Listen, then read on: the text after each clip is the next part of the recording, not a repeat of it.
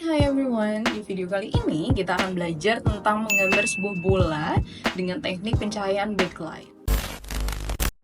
Halo semua, welcome to Garrett Academy Open Course. Sebelum kita mulai, jika kalian ingin menonton video ini sambil mengikuti praktek, pastikan kalian siapkan alat-alatnya ya. Nah, di sini karena kita akan coba membuat sebuah bola plastik, kita akan coba menerapkannya dalam color pencil on paper. So, kita akan butuh beberapa color pencil, lalu ada pensil, kertas A4, dan juga penghapus.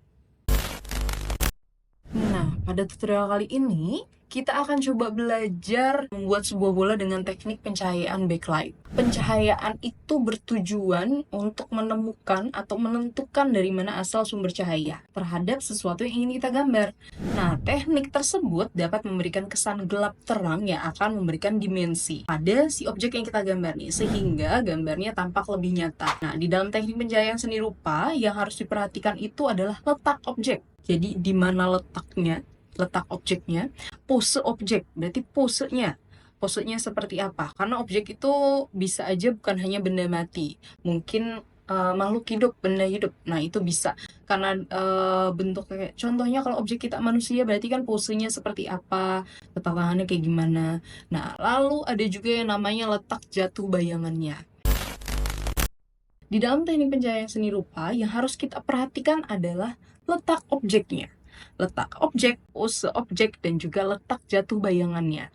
Nah, hal tersebut karena dapat mempengaruhi efek yang akan kita dapatkan nih dari saat kita menggambar. Karena kebetulan kita menggambar akan membutuhkan sebuah visual, berarti mata yang akan kita gunakan lebih banyak. Jadi kita akan coba menghasilkannya bentuknya lebih visual nih, semu yang kita tampilkan. Nah, di sini pencahayaan artinya memproses pemberian cahaya atau memproses cara pembuatan pemberian cahaya. Nah, dalam seni rupa, khususnya dalam menggambar model, melukis pencahayaan memegang peran paling penting dalam memenuhi estetika dan juga mempengaruhi atmosfer sesuai dengan yang diinginkan oleh seniman tersebut. Nah, berikut jenis-jenis pencahayaan dalam seni rupa. Ada 3 jenis pencahayaan dalam seni rupa. Ada general lighting, ada backlighting, ada juga front lighting. Nah, karena kita akan belajar tentang backlighting itu apa sih? Jenis pencahayaan di mana sumber cahaya yang berasal dari belakang objek. Jadi, cahayanya itu bukan dari depan, bukan dari kanan kiri, tapi dari belakang. Nah, tapi sudut belakang itu bisa dalam segala jenis contoh ya. Dari belakang itu bisa dalam segala jenis sudut. Nah, di mana di sini aku juga punya beberapa contoh. Kalau kalian perhatikan, ada yang lebih dari ke arah kanan, belakang atau belakang kiri, atau belakang persis dari si objeknya tersebut. Kalau misalnya kalian tahu contoh salah satu backlight itu paling sering dalam fotografi. Saat kalian buat cityscape, kalian akan coba memperlihatkan city-nya. Nah, di sini penempatan foreground, middle ground, dan juga background itu menentukan cahayanya. Nah, di mana paling depan atau foreground yang paling dekat dengan mata kita akan terlihat jauh lebih gelap, sedangkan semakin middle dan background akan terlihat lebih terang. Karena objek yang di depan mata kita itu akan jadi tertutup oleh cahayanya, karena cahayanya tampak dari belakang. Nah, backlighting digunakan untuk menghasilkan gambar atau karya berupa siluet. Jadi, yang seperti aku bilang, jadi karena dari front, jadi hasilnya itu lebih backlight, lebih siluet. Nah, cahaya matahari maupun lampu dapat menghasilkan karya siluet yang indah. Walaupun objek tidak tampak jelas atau samar, tetapi dimensi dapat terlihat jelas. Nah, backlighting juga dapat memberikan kesan tajam, gelap, dan juga misterius. Hal itu karena hasil karya yang kita buat itu lebih dominan berwarna gelap. Nah, dalam membuat sebuah gambar, paling wajib membutuhkan cahaya, paling pentingnya. Nah, di sini kalau kita menggunakan cahaya berarti akan ada yang namanya bayangan yang kita hasilkan. Contoh objek yang aku kasih lihat di sini. Cahayanya ini backlight karena dia dari belakang. Cuman aku taruh posisinya itu benar-benar berdiri. Nah, kalau kalian lihat berarti sudut di depannya dia, bayangannya berada di sudut di depannya. Kalau misalnya cahaya dari sebelah kiri, coba aku belokin cahayanya dari sebelah kiri. Dari sebelah kanan ibaratnya. Berarti bayangannya beda nih sebelah kanan. Nanti kalau misalnya kita ubah lagi ke sebelah kiri, berarti cahayanya bayangannya akan berbalik ke sebelah kanannya. Apa sih bayangan? Bayangan itu suatu daerah yang tidak tersentuh oleh cahaya langsung. Jadi nggak tersentuh sama sekali oleh cahaya. Nah, ketika Anda berada dalam bayangan, Anda tidak dapat melihat sumber cahaya. Jadi kalau kita di belakang si bayangan nih, di belakang si objeknya, kita di dalam bayangan, berarti otomatis kita nggak akan melihat cahaya. Dimana menggambar bayangan mungkin sedikit rumit, karena kita perlu melihat beberapa situasi. Jika kita punya objek, dan sumber cahaya yang besar, secara intuitif beginilah kita menggambarkan bayangannya. Sebenarnya bayangan ini hanya dipancarkan dari satu titik pada sumber cahaya. Nah, bagaimana jika kita memilih berapa titik? Kalau ini kan satu sumber cahaya aja, jadi cahayanya dari belakang persis, dari lampu yang aku buat. Nah, berarti kalau misalnya kita buatnya dua, berarti otomatis bayangannya akan terdapat dua. Gitu. Nah, lalu bagaimana jika kalau tadi kan cahayanya ada dua nih yang dipancarkan. Kalau cahaya dua berarti dia bisa jadi bayangannya akan terdapat dua. Karena dia memantulkan dari sisi kanan kiri atau dari sisi depan belakang gitu. Tergantung cahayanya. Nah, lalu kalau misalnya kita menciptakan bayangan tajam dan tegas itu gimana caranya? Berarti sama seperti ini, dia bayangannya lebih tegas karena cahayanya lebih dekat. Nah, sedangkan kalau cahayanya lebih besar, lebih jauh, nanti hasil yang dihasilkan akan lebih tersebar. Contohnya seperti ini, bukan objek yang kita jauhkan, cuman di sini kita buat seperti terlihat ada bayangan itu jauh lebih blurry gitu.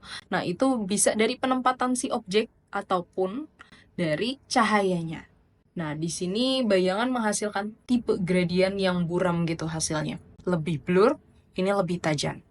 Jadi ada perbedaannya. Terlihat nggak ya? Nih, lebih blur, lebih tajam. Oke, nah kalau sudah di sini, kita akan coba membuat sebuah bola plastik. Nah, kalau kita tahu bola plastik berarti kan dia tidak terlalu mengkilap, tapi dia tetap dari plastik. Berarti akan punya sudut yang terlihat lebih mengkilap. Berbeda sama besi. Nah, kalau besi dia punya edge-nya, akan memantulkan bayangan atau sisi lain, sisi objek-objek yang ada di luarnya. Nah, di sini kita akan coba menerapkan sama nih struktur semu, di mana kita coba tampakkan rasa kasar dari si plastiknya, dari si bola plastiknya. Nah, di mana jenis permukaan dan jumlah tekstur itu menentukan jumlah cahaya yang akan dipantulkan pada permukaan. Kita akan coba membuatnya dengan menggunakan bentuk lingkaran. Bentuk sederhana lingkaran. Beberapa dari kita pasti nggak bisa, belum terlalu yakin membuat sebuah lingkaran yang sempurna. Sebenarnya nggak usah tersempurna sih, kalau misal kita membuat sebuah lingkaran. Dan pastikan saat kalian mencoba ini, tidak menggunakan jiplakan ya. Jadi tidak menggunakan benda untuk kalian langsung jiplak gitu. Percaya dirilah dalam membuat sebuah gambar. Kalau sudah, di sini kita bisa sedikit merapihkan bentuk lingkarannya karena kita akan menggunakan pensil color. Berarti pastikan pensilnya ini jauh lebih terang supaya tidak mengganggu hasil warna yang kita buat. Dan aku akan coba menipiskan pensilnya.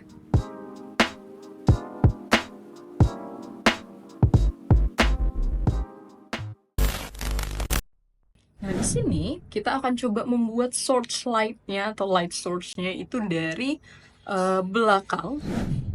Dari belakang, tapi dari arah kanan. Nah, otomatis aku akan coba buat di sini ada sebuah cahayanya, source light-nya. Kalau dari belakang berarti otomatis pantulan cahayanya itu sedikit terang di sebelah kanannya nih, tapi gelapnya adanya di sebelah kiri. Nah, di sini kita bisa beri ada core light, ada highlight, ada core shadow gitu, ada occlusion shadow atau bagian yang tergelap atau tertutup dari suatu objek, dan juga ada cast shadow atau bayangannya. Nah, di sini karena kita menggunakan pensil warna, pastikan kita gunakan warna asli dari si bola yang kita akan buat. Karena kebetulan aku akan menggunakan bolanya warnanya kuning, kita coba buat ada garisnya menggunakan warna kuning. Jadi kita akan tipiskan warna pensilnya yang tadi Kenapa nggak langsung bikin bolanya pakai warna kuning? Boleh kalau kalian lebih percaya diri membuat bolanya menggunakan warna kuningnya langsung gitu. Nah, saat kalian menggunakan pensil warna itu masih bisa ditumpuk-tumpuk terus ya. Dan di sini kalau untuk belajar, aku menggunakan pensil warna yang paling aku suka itu ada Faber-Castell. Tapi di sini kita bisa campur-campur pensil warna apapun. Jadi kadang kualitas itu menentukan sebuah hasil, tapi lebih yang menentukan sebuah hasil adalah kepercayaan diri dan pengetahuan kalian dalam membuat sebuah karya. Nah, di sini udah jadi lingkaran aku. Karena dia bola, berarti dia berbentuk atau berdimensi. Nah, cara membuatnya berdimensi seperti apa? Di sini kita coba buat ada warna aslinya dulu nih, base color dari si bolanya.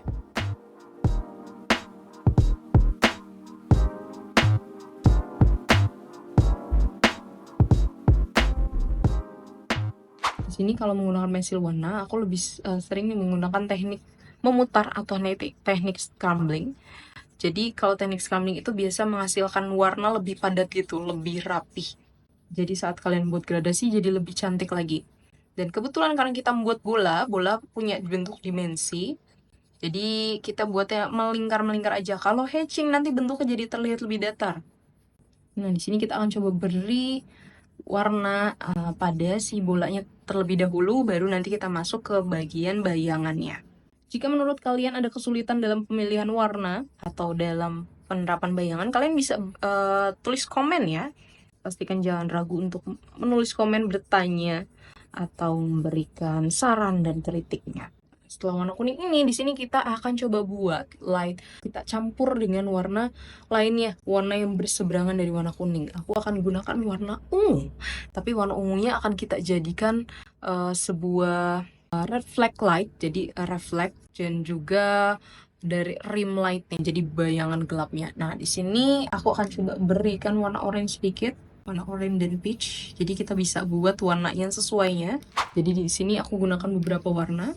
Lalu kita bisa coba beri warna lagi. Pastikan tetap scrambling. Tipis-tipis aja, jadi kita tumpuk-tumpuk-tumpuk. Kalau langsung kita tekan, warna yang dihasilkan jadi terlalu tebal, terlalu bold jadinya.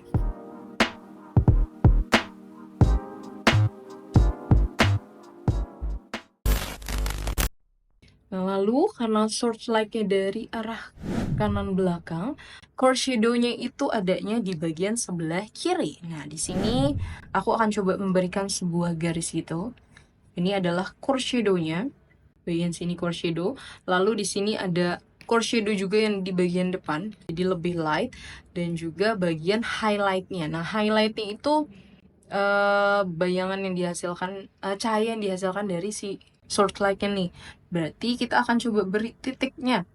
Titik itu bisa kita buat karena di sebelah kanan, kita bisa buat lebih ke arah kanan. Lalu akan coba aku beri sedikit hapusan.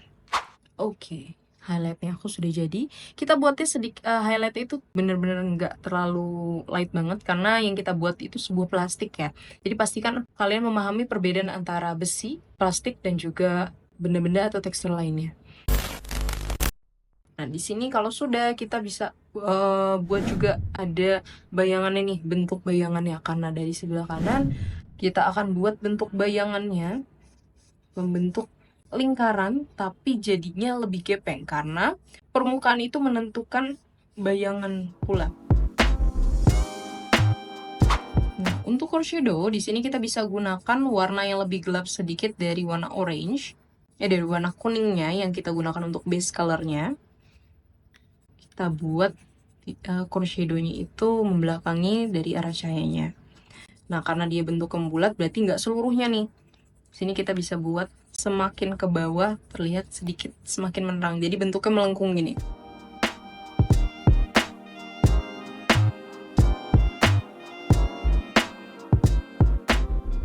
Lalu ada midtone-nya juga, kita buat lebih tipis. Pastikan arah teknik mewarnai itu tetap satu ya, tetap satu ini. Jadi tetap sama-sama warnanya warna kuning, orange.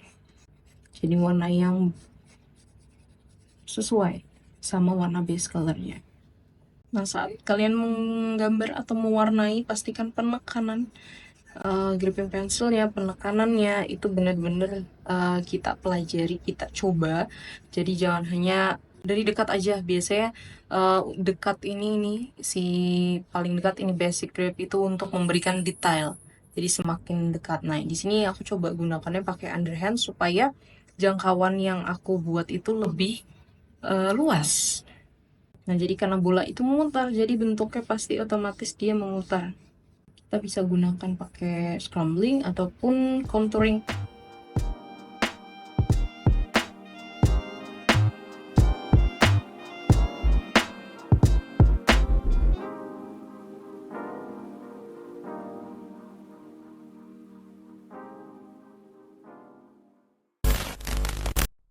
Lalu di sini kenapa aku sisakan sedikit warna cahaya yang lebih warna yang lebih terang? Karena di sini ini adalah reflect light.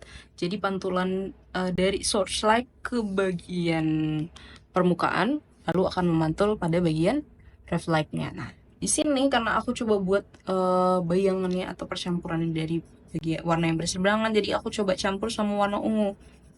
Atau kalau kita menggunakan pensil warna, jadi kalau kita menggunakan pensil warna, kita bisa juga coba lihat dari referensi aslinya, apa permukaannya atau suasana di bagian luarnya, lingkungannya, warnanya apa.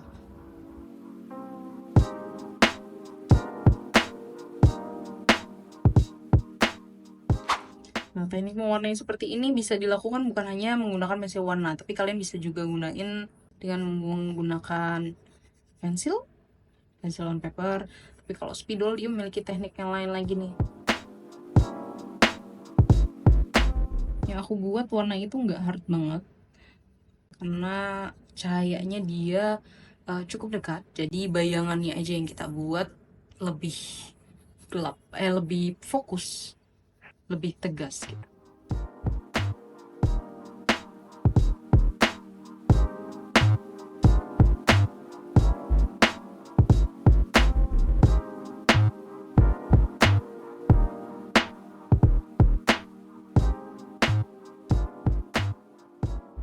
Ini berarti karena di sini shadow bagian yang tergelap nih, jadi si objeknya karena tertutup oleh karena tidak terkena sama cahayanya, kita bisa buatnya lebih gelap. Kalau misalnya mau dicampur dengan warna ungu lainnya, misalnya yang lebih gelap lagi juga boleh. Tapi kita bukan buatnya lebih ke pinggir yang makin gelap, tapi semakin ke tengah. Jadi berseberangan dengan si arah datang cahayanya.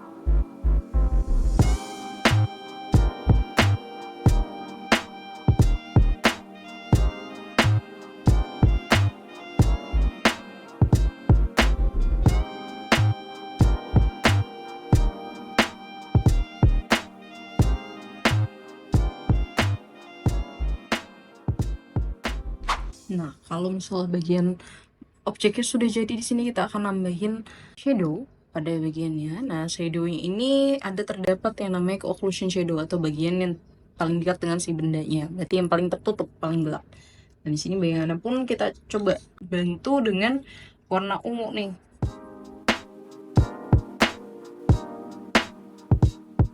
Terus warna yang sesuai sama permukaannya juga bisa. Kalau misalnya permukaan warna putih, berarti kita bisa campur sama warna abu-abu warna hitam. Sedangkan kalau misalnya permukaan warna biru, berarti lebih gelap biru gelapnya.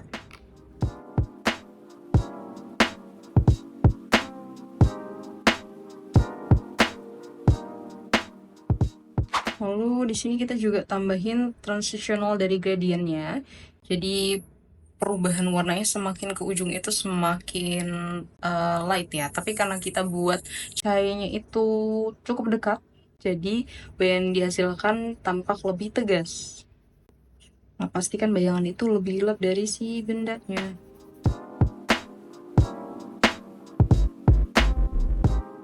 Nah, setelah ada occlusion shadow, ada juga yang namanya atmosphere light. Nah, jadi ada cahaya atmosfer perpindahan dari si bola ke bagian permukaannya. Nah, dan ini ada juga key shadow-nya. Nama-namanya mungkin cukup kurang umum di telinga kalian. Cuma di sini yang paling kalian perlu pahami ada key shadow, terus bayangan itu sendiri, dan juga occlusion shadow, bayangan yang paling gelap dan paling dekat dengan si objeknya. Jadi kalau misalnya key shadow itu bisa terpengaruh sama permukaan. Kalau misalnya permukaannya ada objek lain, misalnya benda lain, berarti bentuknya nggak full bentuk melengkung seperti ini, bentuk lingkaran kayak ini. Tapi mungkin dia ada pergerakan sampai ke bendanya, gitu. Kalau cahayanya cuma satu.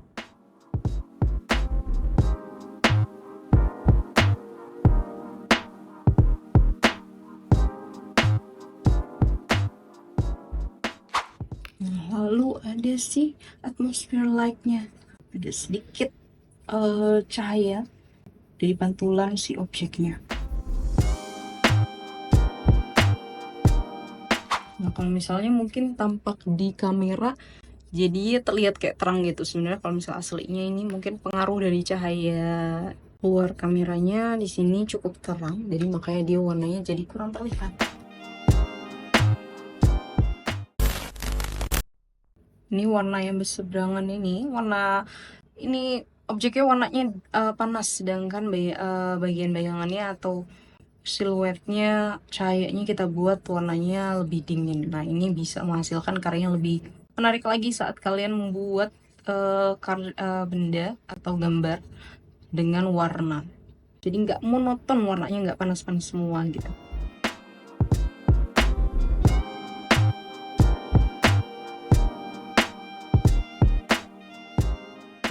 Aku masih sama, tetap menggunakan teknik scrambling dengan underhand grip.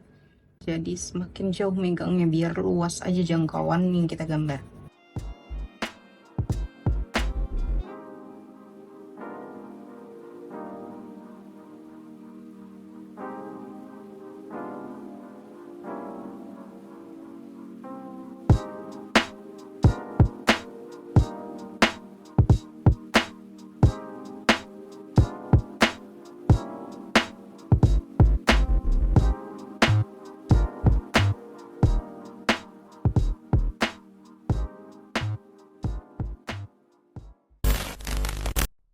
Oke, nah setelah ini aku akan coba berikan sedikit bagian background.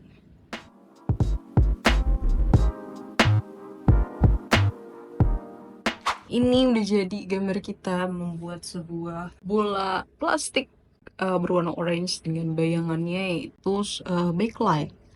Dan bayangan backlightnya kita ambil dari arah kanan. Nah, di sini aku akan coba memberikan sebuah catatan di mana ini yang namanya occlusion shadow.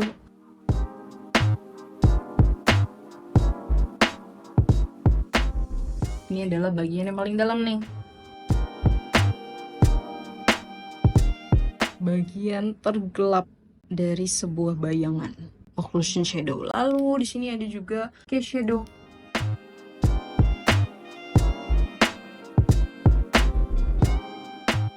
Pantulan dari objeknya, jadi pantulan dari objeknya yang tertutup oleh sebuah atau tidak terkena oleh cahaya secara langsung. Nah, lalu di sini juga ada reflect light.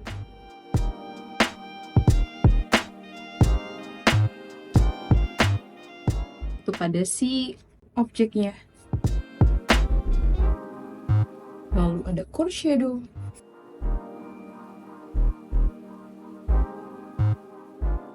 bagian yang tergelap dari si bendanya yang tertutup oleh atau tidak terkena oleh cahaya secara langsungnya. Lalu ada juga core light, jadi kalau ini core shadow, yang ini core lightnya. Ada highlight,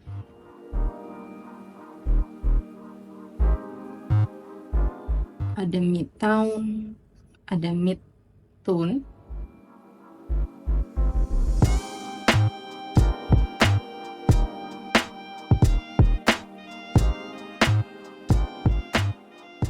nah dan juga ada atmosphere light. Atmosphere light itu adanya pada bayangan ya.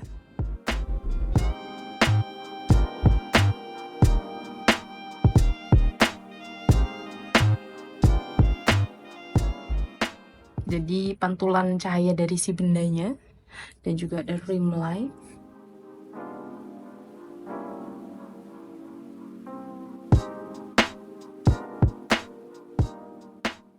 Dan ada source light.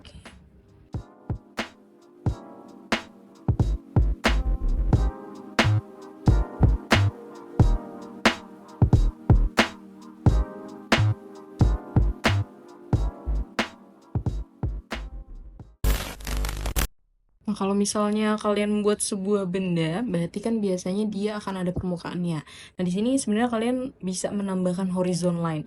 Jadi horizon line-nya bisa kalian buat lebih jauh atau lebih dekat gitu.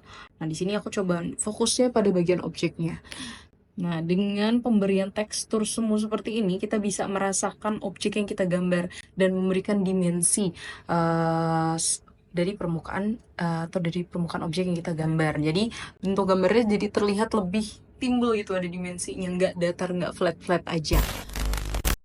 Nah, kalau gitu sekian dulu video kita kali ini. Semoga ilmu hari ini bermanfaat untuk kalian. Pastikan dicoba di rumah dan pastikan dicoba saat ada free time ataupun waktu-waktu luang dari kalian. Nah, untuk mencobanya kalian bisa juga lihat dari beberapa video di Carrot Academy. Nah, jika ada pertanyaan, jika ada yang ingin tanyakan, boleh ditulis di kolom komentar ya. Kalau gitu aku akhiri dulu pertemuan kita kali ini. Sampai jumpa di materi Carrot Open Course selanjutnya. See you, bye-bye.